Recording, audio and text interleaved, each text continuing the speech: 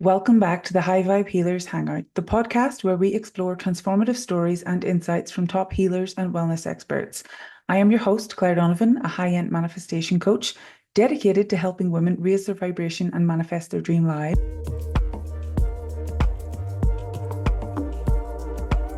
Before we dive into today's enlightening conversation, make sure to hit that subscribe button, give us a thumbs up if you're watching on YouTube, and leave a comment below on your biggest takeaway from the episode. If you're looking to work with me directly, feel free to send a DM on Facebook or book a discovery call. Both are linked in the description and pinned comment.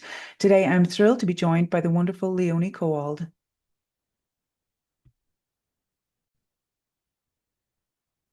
Leonie has been a naturopath for 25 years and has an impressive background in pharmacy, experience in working with chiropractors, and an extensive knowledge in various holistic health modalities. We're going to dive deep into how her work helps families maintain wellness, her perspective on energy and frequency, and how this all ties into the work I do with manifestation. Welcome to Leonie. Okay. She's always loud, that one. So, Leonie, welcome to the show. I would love if you could share a little bit about your journey and what initially drew you to becoming a naturopath. Hi, thank you very much for having me on. I have been a naturopath for about 25 years now. Wow. I started working in pharmacy when I got my first job, like leaving school. Well, not even leaving school. I think I was still at school studying. And so in my family, I was basically kind of in a group of like women that were either like pharmacists or midwives or counselors or Okay. nurses and stuff like that. And kind of didn't really put too much thought into pretty much what career I wanted to do. I just knew that nothing at university really kind of sparked my interest. And so, yeah, I remember having a conversation with a beautiful friend at the time, and she'd mentioned her sister became a naturopath, and I went, oh, that sounds interesting. So I pretty much started studying after I finished school for the 3 or 4 years to become a naturopath.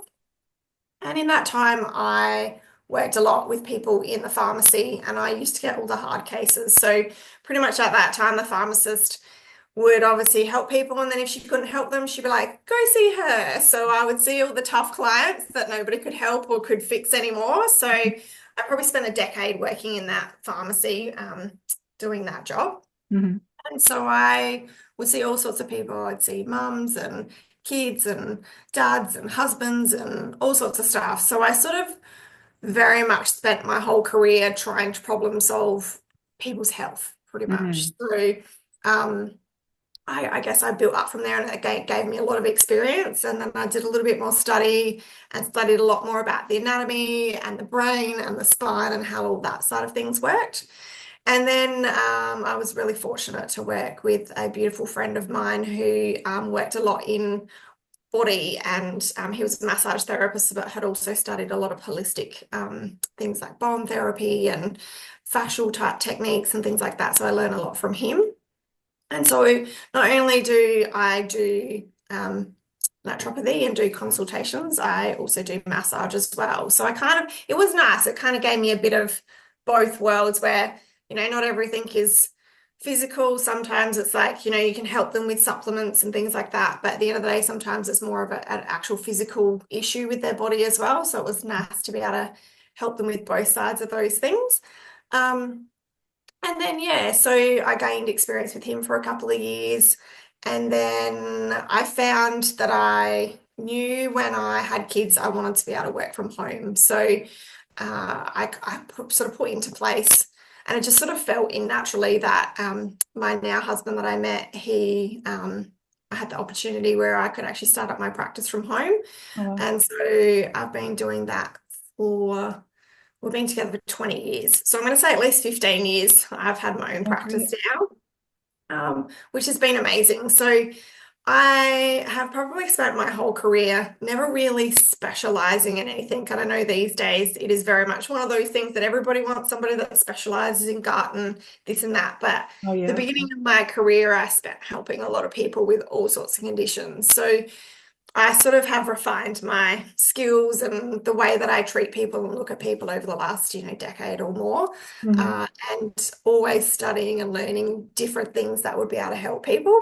Mhm. And so, yeah, so now I have a practice where I still see mums and babies and children and dads and husbands and all sorts of stuff.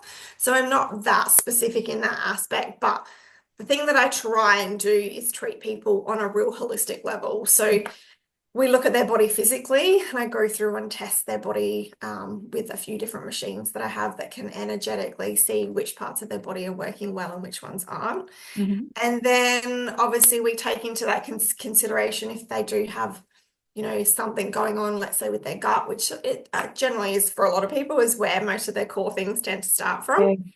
Yeah. Um, and so we'll look at their digestive system and see if we can work out what's going on from there. But I often find if people aren't getting the results, then it's about digging a little bit deeper. And so for me, health is like four-pronged approach. So it's the physical, it's the emotional, it's the mental, and the spiritual. And Hmm. so I find when I combine all of that together, then I find a lot of the time when I'm talking to clients, most of the time it is really just talking and allowing them to get off their chest what's actually going on with them. Hmm. And, realistically, in the last probably, I don't know, even a couple of months, it's more about actually helping people work out what they need rather Yeah. than me sitting here and telling them, oh, you should do this and should do that. I do find the internet these days is very much a minefield.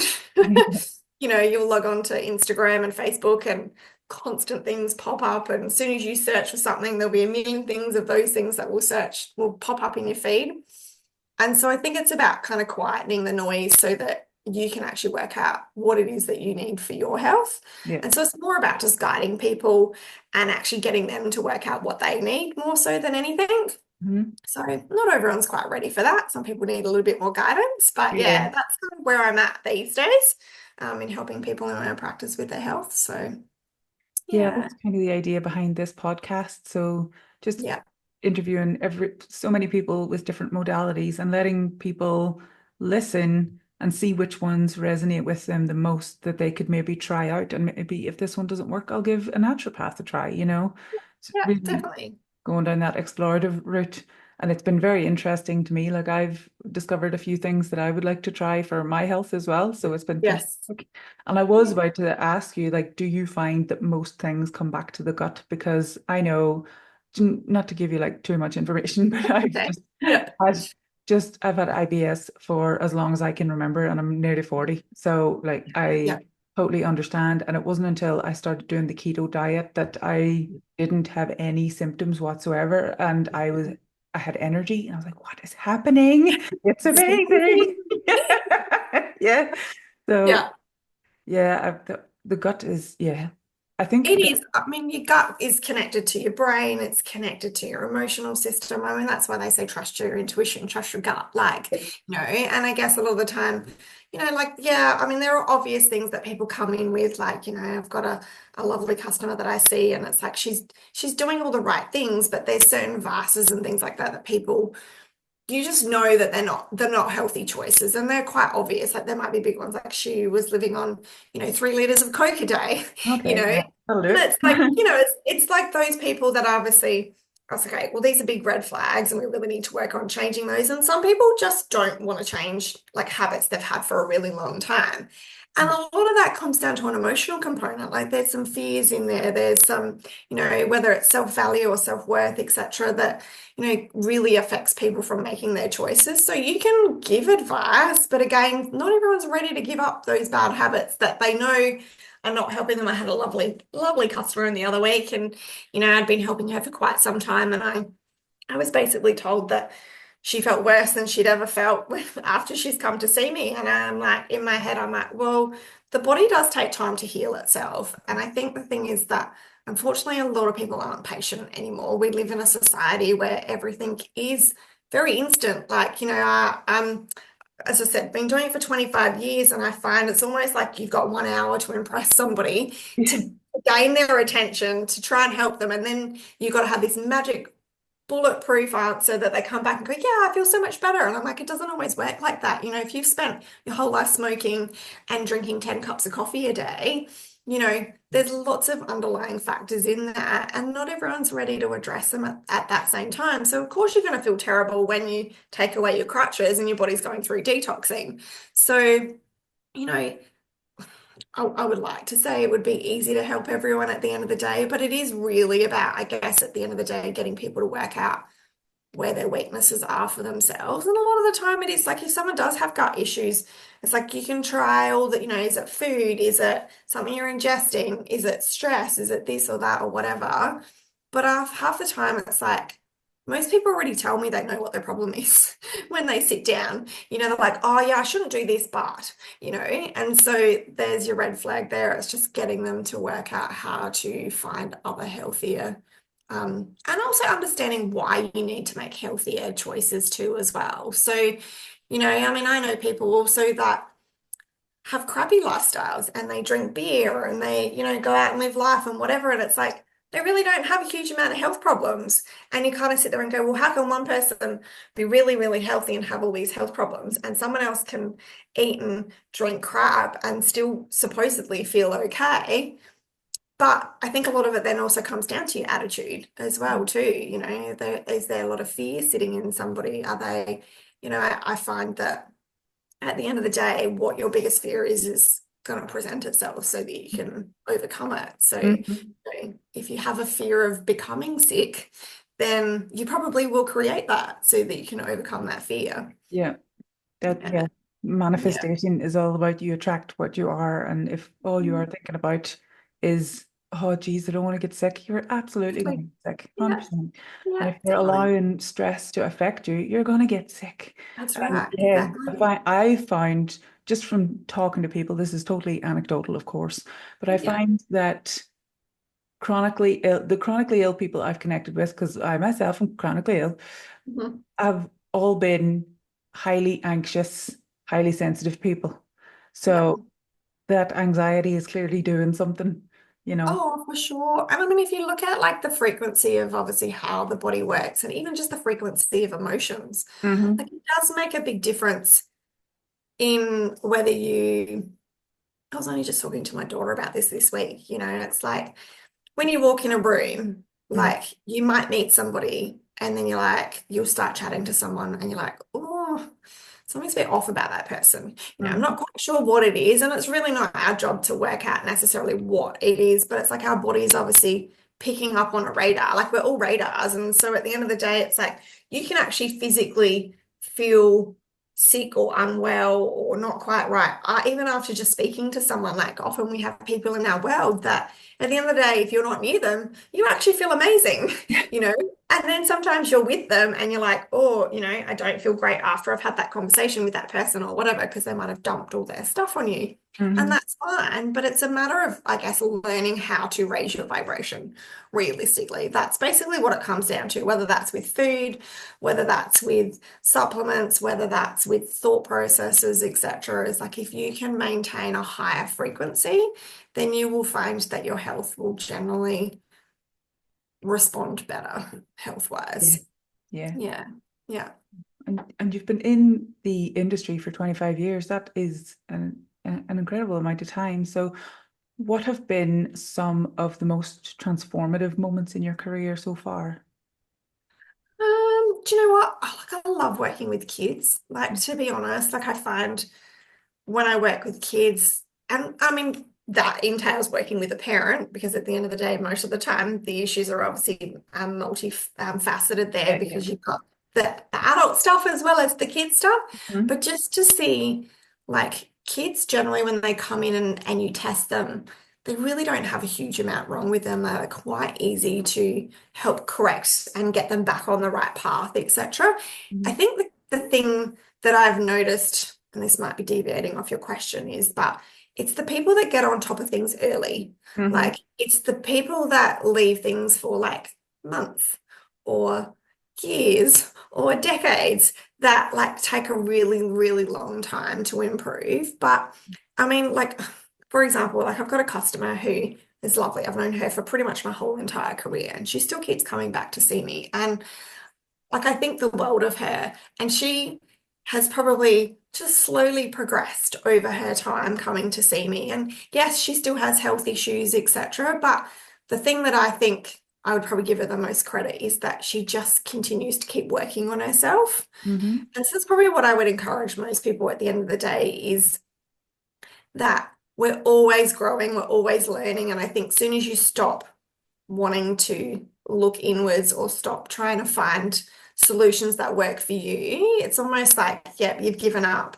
And, it is really lovely when I see a client kind of have this light bulb moment of like, what I've been talking to you for like maybe the last hour or the last decade has finally sunk in and they just get it. And you're like, yay, like, and you can see like when they come back in the next time, like they just they just glow differently. So I don't know if I could literally say, look, I've had this amazing breakthrough with this client or this or whatever. Like I just find the people that I find that I get the most success with is the people that get the healing they need and they don't need to keep coming back every month. Yeah. It's like I've got those clients that still want the reassurance and still want the help, etc. But the ones that, like I have stories where specifically when I first started working, I remember this guy, he came once.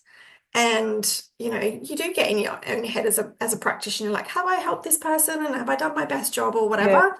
And I remember like he obviously got what he needed, never heard from him again. And I was like, okay, well, you go, what did I do wrong? Like, how did I not help him, etc. Anyway, it was probably, I'm gonna say 15 years later, he found me, he called me up, he came back for another visit.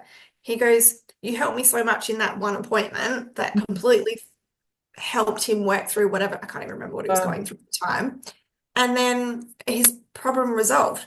So I think the thing is you don't always know your impact on like someone else. And so Yeah. he's obviously come back and same thing, saw him once, never heard from him again. And I'm like, as practitioners, it's nice to get the validation that you've actually helped someone. Hmm. There's been days where I'm like, do I really want to keep doing this job? I don't know. It can get exhausting, kind of, I guess, being like that support person or that coach for somebody. But it's lovely when people just get it and it helps them in their life. And, you sit there and it's the little stories that you probably don't even hear of people that have actually gotten better. Yeah. And so my philosophy is like, I just give what I can give. And if it's meant for that person, then that will take it. And if not, then hopefully they'll get guided to whoever they need to help them. Yeah, And so exactly. I think as a practitioner, it's just more about being humble and like helping the next person as much as you can, help them grow. And then when and if so comes a time where you don't have enough tools to help that person, then they can go and see the next practitioner that they can learn from as well. Yeah. So Yeah. yeah. That's all you can do, really. So Yeah. you mentioned the kids there at the start of that answer. So Yep. one of your areas is obviously going to be holistic family wellness. Yep. What are some of the top kind of strategies or practices you would recommend to the parents for maintaining the kids' health naturally? Yeah, I mean, like, I find kids these days, again, because it is such a society of like, you just give them stuff to make them feel better, Yeah. Yeah. it's one of those things I think that parents forget that they're parents. Like, at the end of the day, it's actually okay to say no, and it's also okay for your kids to have meltdowns. So, Yeah. you like it's probably the biggest strategy is really like your job as a parent is to guide your kids. And so if that looks like sorry, you can't have that, fifth piece of candy, or, like you actually need to drink more water, or, it's like your job as a parent is to guide them. I think the hardest part is obviously when the parents don't really know what they're doing to be able to guide their children. So, I guess what I would say is that if you don't really know what you're doing, that's where it's really important to maybe go and see somebody. Like, I guess if you have someone in your world and you admire what they do and you see how well they're raising their kids, go and talk to them. Like find out what it is they're actually doing to Mm. like support their children. And so find an example where you go, oh, well, they seem to be doing life well. Have a chat to them, And so as for like individual advice, like I think at the end of the day, like it's a bit of a balance. Like, I mean, I've got 3 kids. And so you can definitely be really anal with food and you can be like, right, no processed food, no this, no that, like no sugar, etc. But I've also seen that happen with parents. Like I've got a lovely friend who she studied nutrition and her kids weren't allowed to eat chocolate, Mm. right? Or they weren't allowed to eat sugar. And I get it. Like it's not great in massive amounts of it. But it was almost to the point where it created stress in that child because whenever there was a birthday party, this kid would just gorge himself on like lollies and chocolates. And Yeah. so I really think it's about having a balance with your children. Like if you, like I said to my daughter the other day, she was eating some food and I'm like, I can't believe you just ate all of that at once. And she's just like, but what? And I'm like, is your belly sore? And she's like, well, maybe. And it's like Mhm. more about like teaching your kids, like, how does your body cope with that? And so Mhm. it's like putting the onus back on them because I think the biggest thing is if we're told not to do something, the first thing we want to do is go and do it. Mhm. So my advice, and this is what I do with my girls, is like you're responsible for your own body.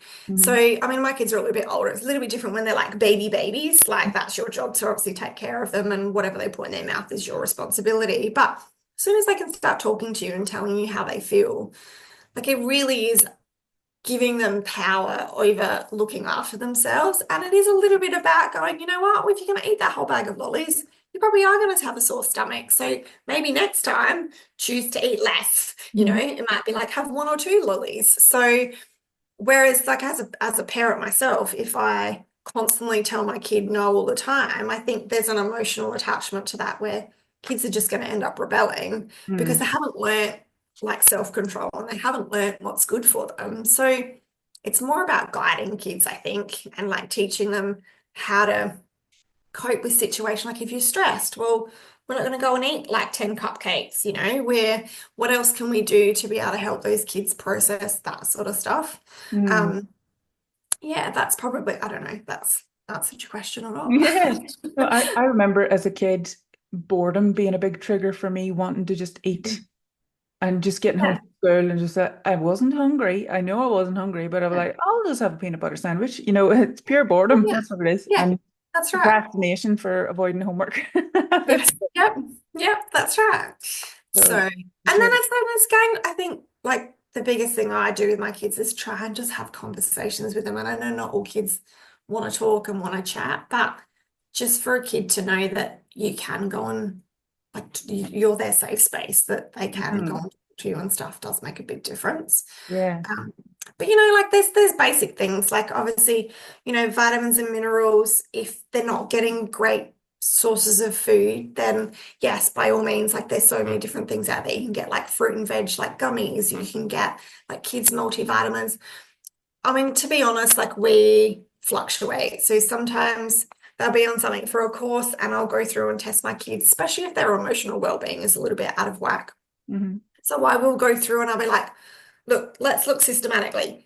Do you have a parasite? Do you have a virus? Do you have this? Is it just stress? Like, and try and kind of work out what the cause of it is. And Hmm. if it's nothing like physical, they've got a pathogen there, I'm like, okay, well, let's have a look at your emotions. Again, if your kids don't want to talk to you, find somebody that you can take your kids to talk to as well. So like as they get older, they're always harder to open up and stuff like that as they go through the hormonal stage, etc. But I Hmm. think it's just a matter of just being there, being with them, playing with them, listening to them. That's probably the biggest advice I could give on not just like the physical level, but the emotional level. And I mean, obviously, our body is made up of pretty much vitamins, minerals, like good fats. And when you talk to most parents, like kids' diets are very average. It's like they have chicken nuggets and chips. Like we have lots of kids' friends over, and Hmm. it's like, what do they want to eat? Chicken nuggets and chips. And I'm like, okay, is that all? Yeah, and so like these kids are it's just easier to give them that because then they don't complain, but you're also creating deficiencies. So, Yeah. at the end of the day, if that's how you choose to feed your kids, you might want to consider some supplements to at least give them some nutrition. But Mm. if your kids are happy to eat a variety of foods and stuff like that, lots of fruit and vegetables and meat and protein and good fats and stuff, well, then you don't really necessarily need to supplement. It might just be occasionally you might need a tweak with, some immune support if they've got a bug of some description. But again, like adults, the sooner you get on top of it, the quicker they respond to as well. Yeah. Like I probably find I have the biggest response with kids generally because they heal a lot quicker because they've got less damage than adults. Yeah. But yeah, most parents are like, oh, my kid's not right. I'll go take them to go see the doctor, or I'll bring them into the naturopath or wherever they choose. Yeah. But I think if you can give them something supportive to help their bodies heal, then they will respond pretty quickly. Mm. Um, So how do you approach then the health and wellness in kids versus adults? Like I'm just Well, yeah. to be honest, it's probably very similar. I Mm. mean, at the end of the day, our building blocks are vitamins and minerals, right? So if we can make sure that we don't have any deficiencies in any of those, and obviously when we can either we can I guess I do the cheap version of like supplementing, or we can obviously look at foods. Again, not all adults, probably some of them are just as fussy as kids. I've had some, I'm not eating that. I had one dear gentleman who came and saw me who hadn't touched a vegetable in decades, like just did not eat Mm. any fruit or vegetables whatsoever. So Mm. we started off with a supplement that was literally fruit and vegetables. It was simple as like one capsule each a day. And his whole body went into shutdown. And he's like, I've got stomach cramps and I've got pain and I've got this. And, there was it was almost like it was quite childish behavior at the end of the day, because he's just like, this isn't fixing me. And I'm like, you're feeding your body like zero nutrition. So at the end of the Mm. day, it's just a matter of starting somewhere. Like we can always do better. When we know better, we can do better. Mm-hmm. But it's also getting someone to realize that their lifestyle, either be okay with how you are and Hmm. be okay with your health, or be prepared to change, Yeah. because what you're doing is keeping you where you're at. So it is literally like vitamins, minerals, and like good healthy fats. So if I got a person to the point where like they're very asymptomatic, they don't have a huge amount wrong, the main three things that I would look at is to making sure that they have the right amount of vitamins, the right amount of minerals, and some good sources of fats, Yeah. whether that's through the diet or whether that's supplementation. Again, it depends on the individual and Mm. what they can be bothered investing in their time as well too. I don't think long term the answer is just to continue to keep supplementing, Mm. but at the end of the day, it can be a nice additional support for someone to help their health and specifically get through times. And also, like if someone, I know someone's going through a stressful time, or something stressful is coming up, well, why not take maybe some herbs or something or other that's actually going to get you through that period? The Mm. thing is, most people don't realize stress hits until after the fact. But like if you start to actually recognize your triggers and what sets you off, like, the boredom with the eating and stuff, like, okay, I know when I come home, I get bored. So what else can you do that would be beneficial for your body rather than going to the fridge and grabbing Yeah. that chocolate, or, adults going and getting a beer or a glass of wine or whatever? It's like, it's really kind of about, I guess, being self-aware a lot of the time, especially for adults, because you can at least have a decent conversation with them. Yeah. Kids are a little bit harder to pull, information out of, but Yeah. yeah. I So imagine it's a lot of I don't know. That's yeah, with kids, yeah. Or they just look at mum and go, what's the answer? okay. Yeah. Yeah, yeah. Yeah. So Okay. So are there any other kind of like unique challenges that you would find that families face whenever they're adopting this kind of lifestyle?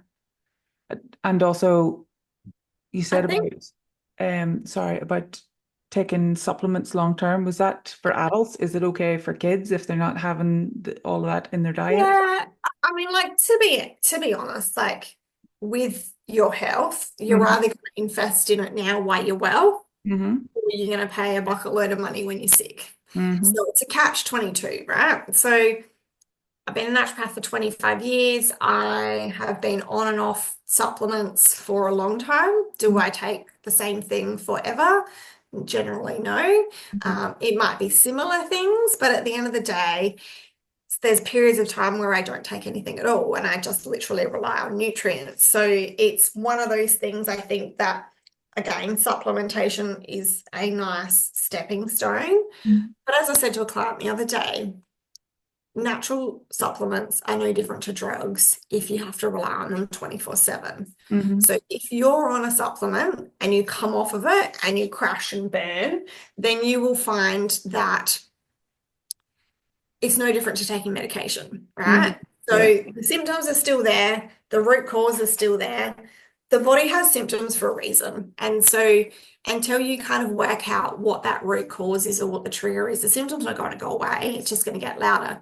Whether you choose to use, say, an antidepressant or whether you use St. John's wort, realistically, like, yes, natural medicine is probably safer on a whole, unless, I have clients that come in and they're already on 20 different drugs, then Hmm. it becomes a little bit more complicated. Hmm. But I think at the end of the day, it's more about, okay, listening to your intuition, trusting your gut.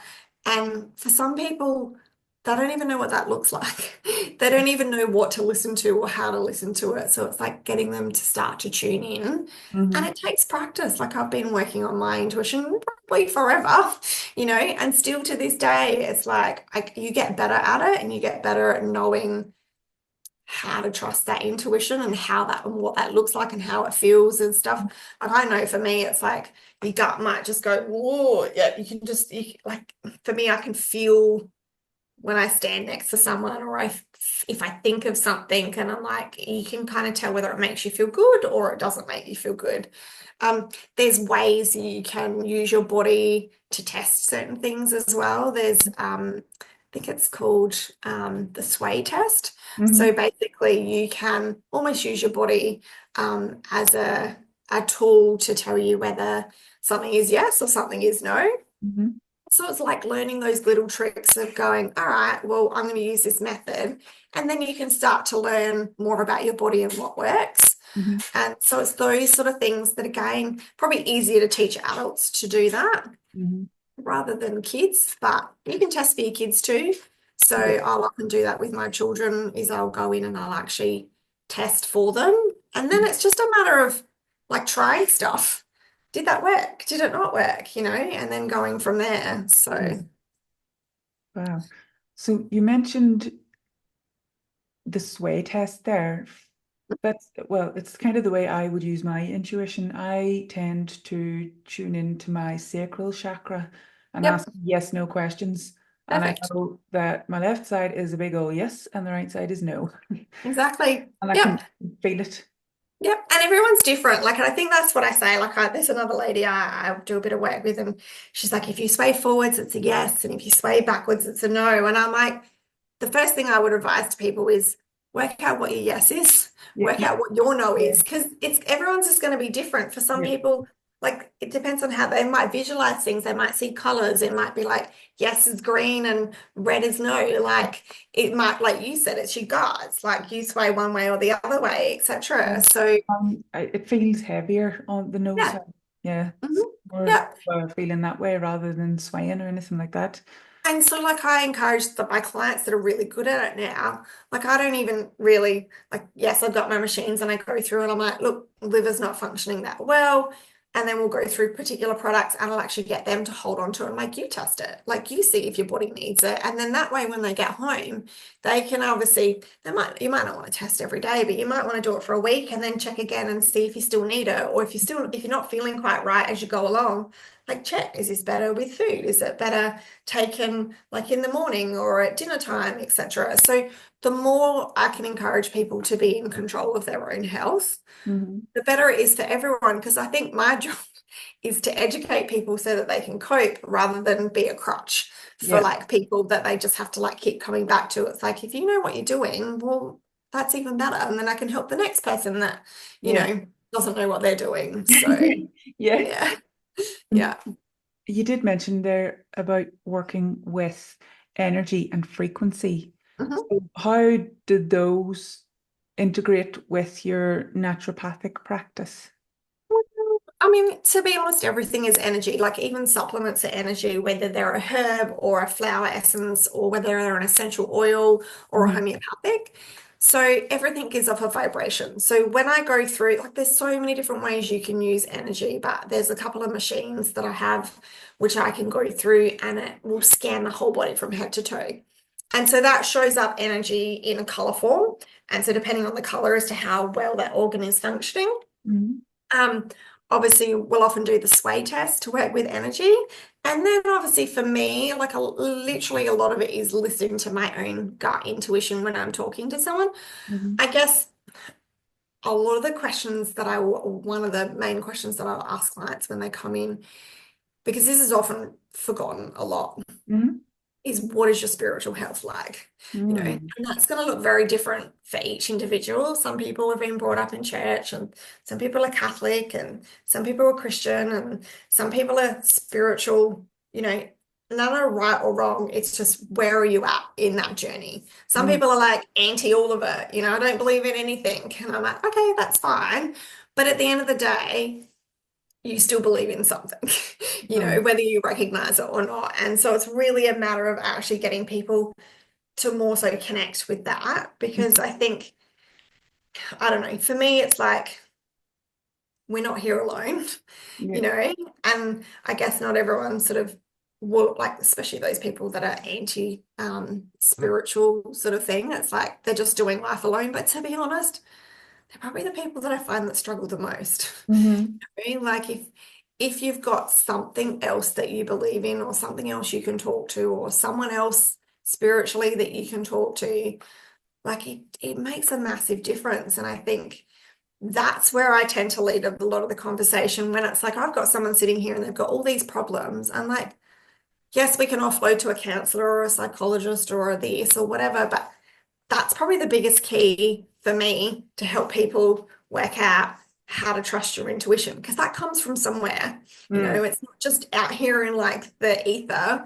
It's like if we tune in enough, we constantly get messages sent to us all the time. Mm-hmm. And so the more you can, I guess, understand it. The cool thing is we have the internet today. Like the amount of times that I'll sit on the internet and I will look up what is the spiritual meaning of this, or even with health, like it's not just, like IBS. I'll be like, Yeah, what yeah. is the spiritual meaning of IBS? Or like I had a client this week who's got like really dry skin, and we're just trying to put the pieces of the puzzle together, and we haven't quite worked them out yet. But at the end of the day, like it's a symptom that your body's creating. So if you can't fix it physically, you've looked at it emotionally, no, stress is not the issue. It's like, well, then maybe there's something on a higher level that you're trying to be taught, whether Yeah. it's patience, or whether it's to, have more self-worth or more self-esteem, or whether it's to let go of anger, or, like there's always a connection between all four of those things. It's not,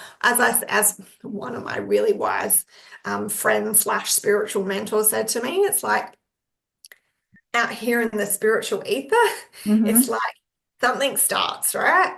And then Mm-hmm. it ripples through the mental, the emotional, and then it hits you physically. So by the time it hits you physically, it's already been manifesting out here in the spiritual world for a really long time. We've just chosen to ignore all of the symptoms and the signs and the signposts and the this and the that, till it becomes a physical dis-ease in the body. Mm-hmm.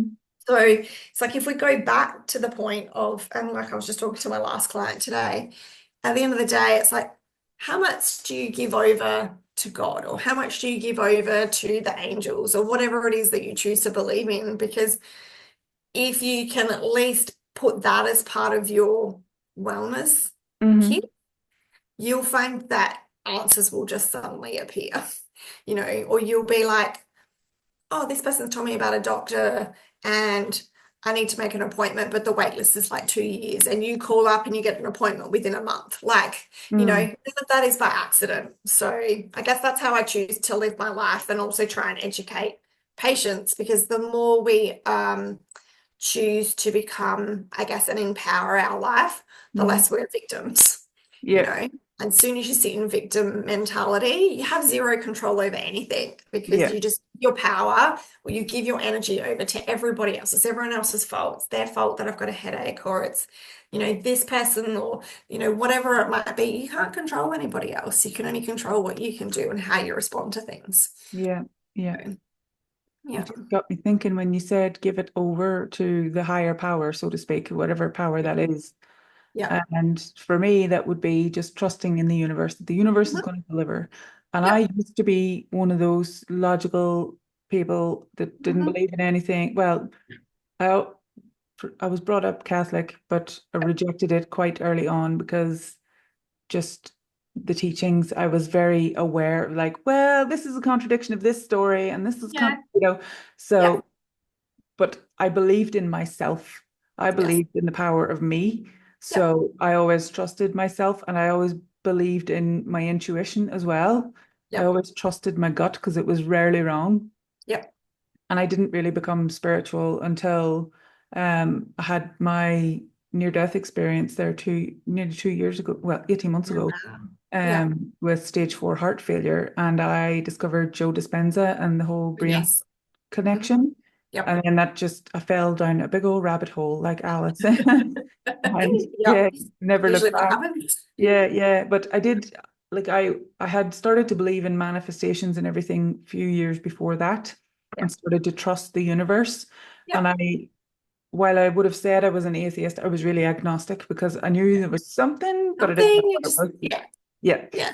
I think So, the thing is in that is like if you acknowledge that there is something, you might actually have to change some stuff. So for some people, it's more comfortable to sort of not believe because then they don't have to mm, change anything or work on anything. But I think mhm, as soon as you start to go and acknowledge that there is something bigger than you or greater than you, mhm. like like my biggest probably healing, and I'll probably share a little bit about mine, sorry to interrupt you, but um like when I had my first child, being a naturopath, I was like, it actually took me a while to fall pregnant.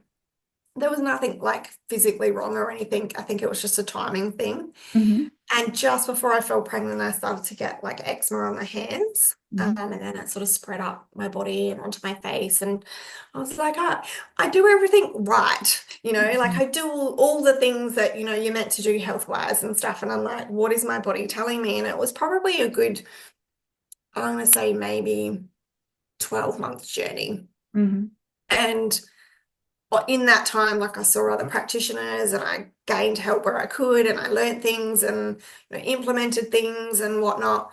But it was quite interesting. I went and saw this one practitioner who had basically said to me the same thing I said before about the drugs and the herbs. It's like, you're just covering up symptoms with natural stuff. And I was like, that just kind of hit me. And I was like, okay. So he's like, you need to like stop taking everything. And I'm like, so anyway, I had my first child. She was covered in eczema as well. mhm, And I'm like, what is going on? And he's like, you need to stop taking everything. Yeah, so basically, I remember one night and I was holding my first child and I just started praying because I guess like I was brought up a Christian. So I get the whole Catholic thing.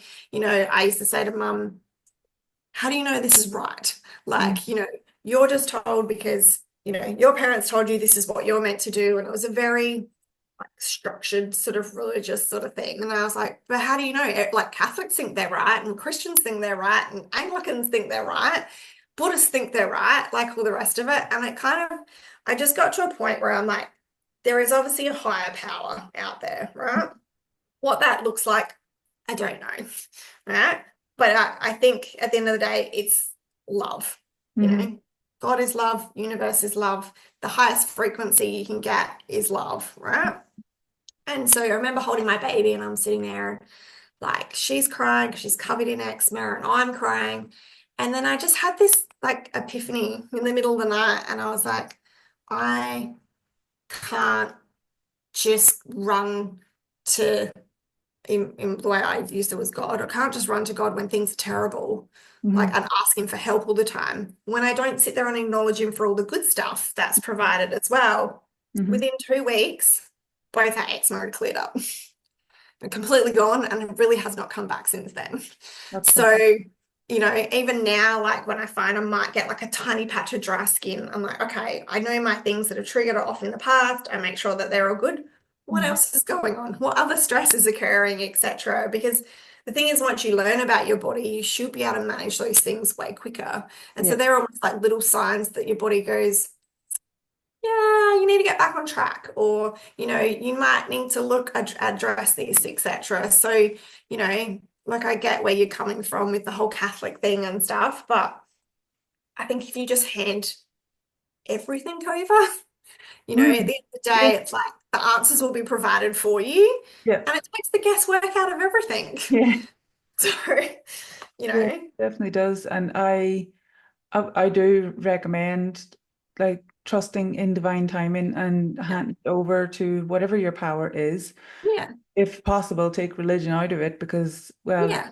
the Well, Catholic that's just religion, man-made anyway. yeah, it's Yeah. not always about love. So, um, yeah, if you can take the control out of it, Yeah. and that's the hardest thing. That's what most people come to a manifestation coach for is how Yeah. do I surrender the control? Because Yes. that was whenever like I absolutely, if you had told me or asked me a couple of days before I was told I was dying, like if you were told you were about Yeah. to die, would you have a Yeah. mental breakdown? I'm like, yes, Yes. Yeah. I would, That's right. for sure. But I Yeah. really didn't. And I think it was because I had just gotten so bad and I was nearly in tears trying to get my foot out of the bed. It caught in a sheet and I was in so Um, much pain. I honestly felt like I'd been hit by a car. yeah. And we had to phone an ambulance because I would not have made it down the step to get Yeah. to the car. Yeah. And I got transferred to a specialist hospital that had a cardiac ward. Mhm. And I realized these are the smartest people that can help me. This is the place Yeah. I'm meant to be. Yeah. If I've got days, I've got days. I can tell with my people that I love them. And if not, fantastic. I've got stuff to do when I get better. Yeah. But I just had to trust that I was I was exactly where I needed to be Meant at to that be. time. Yeah, Yeah. and I was fine and I handled it really well. And I was Yeah. impressed by how hard or how well I handled it. Yeah. And yeah, I was honestly more worried about other people. Yeah. It just goes to show the power of surrender. Like that was really an aha kind of moment for Yeah. me. Yeah. Yeah. Yeah. It's a big ha-ha moment. Yeah, yeah, yeah, yeah. Yeah. Yeah. And well, many of the listeners to this podcast will be familiar with Reiki now and Yeah. energy work. Mhm. So, in your view, how does Reiki and even touch massage complement other wellness practices like your naturopath Yeah. work? Well, so for me, that's probably been the biggest thing that actually has assisted me Mm, to work through all my stuff. So I actually just went and saw my Reiki master this morning. So as being the curious mind that I am, if I find something, I tend to study the heck out of it and learn as much as I can. So I think that for me is probably been the biggest turning point mm, to enable me to like work on and understand and learn about that inner guidance. yeah. Because I think, like you said, with the whole religion side of things, it is one of those things that, like, if you've got somebody there sitting there telling you what to do and how to do it or whatever, like as human beings, it very much is one of those things that we're kind of like, we don't like being told what to do or how to do it, etc. But it just gave me the space to work through my stuff. And we've all got stuff, like it's just part of life. Yeah. And I think for me, when I incorporate energy work, that is me talking to the higher power, angels, God, etc., for the answers that I need to be able to help my patients. So I'll often use my pendulum, I'll often use sway testing. It just depends on who's sitting in front of me. And so my biggest thing is I do get all sorts of people. I get the Catholics, I get the Christians, I get the atheists, I get everyone. So my job is to connect with that person and not judge them. It's not about what I know is right. It's about assisting them to work out what they need to work out and take my judgment out of it. So, as a practitioner, like my beautiful teacher has taught me, it's about just having compassion for other people and what they're going through. And my mum, who has passed away, but she was probably one of my most amazing spiritual guided ladies, and she was a beautiful Christian lady that believed in God, was that, at the end of the day, when we do go through stuff, Mhm. like nothing is by accident. Like she passed away from pancreatic cancer, and she'd always just say to me, well, most people that get cancer, it's like, why me? Why did this happen to me? Blah, blah, blah. And she's like, well, why not? Like, no one is necessarily more special than anybody else. At the end of the day, these are all things that we go through to experience life. We come to this earth, we're here to learn stuff, we're here to grow, we're here to better ourselves, and then we get to pass back to the other side again. And so most people, to be honest, when it comes down to specifically adults, more so than children, but it's like there is a birth, life, and death cycle. And Mhm. as they get older, I think there's that fear around what is on the other side. And Mhm. once you get to a point where you know what? I'm okay with what's on the other side. Like to me, it's like, well, the day that I actually get to go home, I'm okay with that. You Mm, know, I guess probably my thing is like, how do you pass over? It's probably the most important thing, I think, is like nobody wants a painful death. Nobody wants to die a horrible, nasty, slow, torturous death. And so it's like if we can help them as much as we can that they live a full life while they're here, so mhm, that they can enjoy their time while they're here, that they can grow, that they can learn. The day that it does come that you get to go back home, well, then it will be like a beautiful passing over more so than mm, anything. And yeah, realistically, that's when you get down to the core of most of it, it's like people are just seeking connection. They're yeah. seeking feeling loved. They're seeking feeling like they're at home. They're wanting to be at peace. Like I have my another beautiful friend. She's actually passed over a couple of times. When I met her, she's had a really traumatic life. Like the things that she has been through, I would not wish on my worst enemy. But her attitude through all of that, yeah, she's had, mental health stuff where she's not been coping, etc. But every single time she picks herself up and pulls herself up, and, she's always looking at the positive of everything. And it's like, if people could be more like that, where it's like, yes, we have these trials and things like that we have to go through, and whether it's health related or family related or whether it's job or finances or whatever, it's like they're all there to teach us something. And I Yeah. think the sooner we accept that, then the quicker we can learn the lesson, the faster we can get out of that lesson. Yeah, one of the biggest things that I do teach my clients is whenever something is happening that is less than ideal, people tend to go to the default, why is this happening to me? And I Yeah, just say, switch the word, babe. It's for. yeah, Why is this happening for me? that's right. What lessons can I learn from this? How can I evolve as a person and Yeah, just yeah, increase my overall well-being, spiritually, exactly. emotionally, and physically, Yeah, because it's yeah, so important. that's right. Um, so have you noticed whenever people, like if they come in initially and their spiritual health wouldn't be so good, if they're Mhm. tapped into their spiritual health or their emotional health, do you notice the shifts happening in the other areas? So, I mean, definitely. I mean, obviously, at the end of the day, it's a bit like the people, like I was talking about, the ones that, like, they might drink beer and eat crappy food and whatever. And obviously, at the end of the day, I think when you're in tune spiritually, Hmm. you are sort of guided to live a healthier life. Yes, we do only have this body while we're here on this earth. Hmm. And so, whether we look after it or not does have a massive impact on our Mm. health. But at the end of the day, if I get somebody come in and I can see that they're already spiritually aware or awakened, it's so much easier to talk to them. Like Right. I can actually go, yep, blah, blah, blah, blah, blah, and like, have you thought of this and have you thought of that? And it's more about just making suggestions for them Yeah. because they're already aware. And some people, like with their spiritual health, they don't even realize that maybe they're doing certain things or not doing certain things. It's like, well, have you tried this? Or could you think about it like this, etc. So usually, most of the time, you'll find symptoms will resolve faster Mm. when someone has a spiritual health of some description. Okay. Not always, but it can happen a lot quicker. So, I mean, like, some people that have an amazing spiritual health, they might have a great physical health, etc., can struggle like emotionally or mentally, like my friend who, she had a rough childhood. And so at the end of the day, she eats extremely well. She probably eats better than I do. Her spiritual health is amazing, 99% of the time, but we're all human too. We're in a human body, and it's about, I guess, giving yourself a little bit of grace too, is like, we're not meant to be, and we're not meant to be perfect all the time.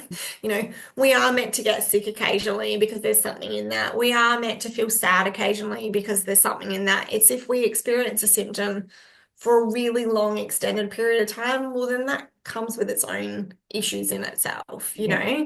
And so life is a roller coaster, literally.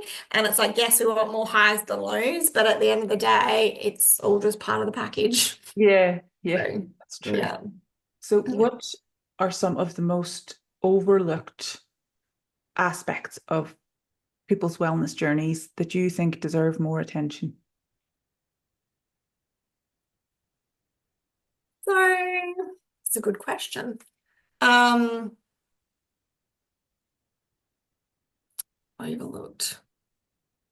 I don't know. I feel like we've sort of covered most of it. I mean,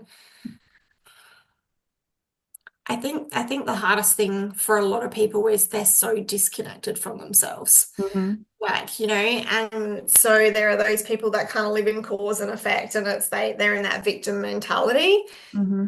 And, you know, I think health starts at a really young age, and most kids are born healthy. Not all of them these days, but most kids are born healthy. And if you can maintain that health, Mm-hmm. it does make a massive difference later on in life. But obviously, at the end of the day, some kids are born into families that are like low socioeconomical, homes, and they Mm-hmm. don't have amazing food, and they're whenever they're sick, they're pumped full of antibiotics, etc. But everyone can still grow from that if they so choose. Mm-hmm. But to be honest, like I think these days there's not they're out there, and there's definitely a lot of positive people, but there's also a lot of negativity out in the world. And Mm-hmm. it's really finding the balance between gravitating to people that are actually going to uplift you. And so I think with the things that are probably overlooked is that people are so stuck in their ways and stuck in their negativity. They don't feel like they could get better or nothing's going to work, etc. Mm-hmm. Whereas I suppose my philosophy in life is like, I'll just keep digging until I can work out what it is that I need to help me and stuff. So, it's probably is it the willpower, the resistance, um the resilience to just kind of keep going and encouraging Yeah. people to maybe not get upset by the setbacks and more so see them as an opportunity. Because like everything's how you choose to view it, Mm-hmm. and if you sit there and go, woe is me, my life sucks, this hurts, that hurts, etc. Or if you sit there and go, okay, how can I better myself? How can I learn from this? How can I teach others? How can I serve others? How can I grow? Like, yeah, it's more about that. Whereas it would be lovely if, I don't know, I think, and this is probably not even like health related, but even if we looked in schools and stuff like that, if we had leaders that could teach the younger people Mm-hmm. resilience and things about their health. It's like you look at canteens at school and it's like what they have on offer is disgusting. There's like hardly any choice. That my daughter the other day, she's like, oh, I'm gonna order a salad, and she's like, Mummy, it was gross. It's like simple, good, healthy food. Like have people in your world that you can go to, and not everyone has that, unfortunately. Yeah. But yeah, I don't know if there's a simple Yeah. answer to that question. I'd love it to be a perfect world, but it's just not. Yeah. So, yeah. I think avoiding negativity would be a good start. Yeah, and like again, that comes down to your gut. Like if you know somebody, like my youngest daughter's like 8, and I got a text message to just say today that they all got banned from playing Foursquare because there's all these arguments and they can't work it out and this and whatever. And I was like, in my head, I'm like, this is probably what I would do, whether it's right or wrong or not. But it's like, obviously these kids are having trouble communicating. Mm-hmm. So as a teacher, I'd be like, okay, well, there's communication issues here. Let's see if we can guide them through that. But instead, it's like you're banned from playing Foursquare, Yeah. And so, like, the solutions are quite extreme and quite dramatic, and not everyone has the patience to assist somebody else, Yeah. etc. That's it. So, it's the same thing in health. It's like if you go in with the compassion and the caring nature, etc. And that goes for anyone, like anyone that sits in my chair. It's like if you can pass that on to the next person. I watched this amazing Instagram clip because my mum always used to say, you never know what someone else is going through. Mm-hmm. And so, it was literally like this person was driving really slow on the road, and like 20 minutes before that, obviously this guy was getting annoyed and aggressive at him because it was like he was driving way too slow. But 20 minutes before that, he just lost his son. So he was obviously quite sad and upset and whatever. And, it's like you just don't know what's happening in someone else's world. Yeah. And so if you can just show a bit of kindness, as I say to my girls all the time, just be kind.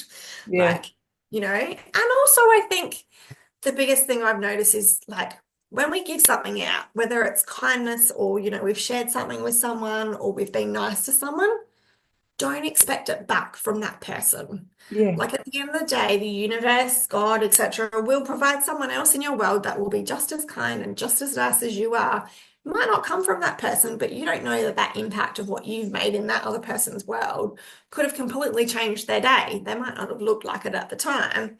But the thing is, like, if you're going to give out to someone else, I think the sooner we start to drop expectations from that person in particular, because they might not be capable of showing you the same back. But the Yeah. more people that show them that kindness and that love, you're helping that other person. But Yeah. you're also helping yourself because that's going to come back to you eventually. Yeah. Pay it forward. I love that. Yeah, pretty Wow. much. Leonie, thank you so much for sharing your wealth of knowledge and experience with us today. It's been a truly enlightening conversation. I've loved it. And I know our listeners are going to walk away with some valuable insights that they can apply in their own lives. So thank you. If you've enjoyed this episode, don't forget to subscribe and comment on your favorite takeaway from a chat with Leonie. Remember, if you are seeking to elevate your own journey and work on manifesting your dream life, I am here to guide you. You can send me a DM on Facebook or a discovery call. The links are in the description as well as Leonie's links. Make sure to hit that subscribe button, give us a thumbs up if you're watching on YouTube, and leave a comment below on your biggest takeaway from the episode. If you're looking to work with me directly, feel free to send a DM on Facebook or book a discovery call. Both are linked in the description and pinned comment.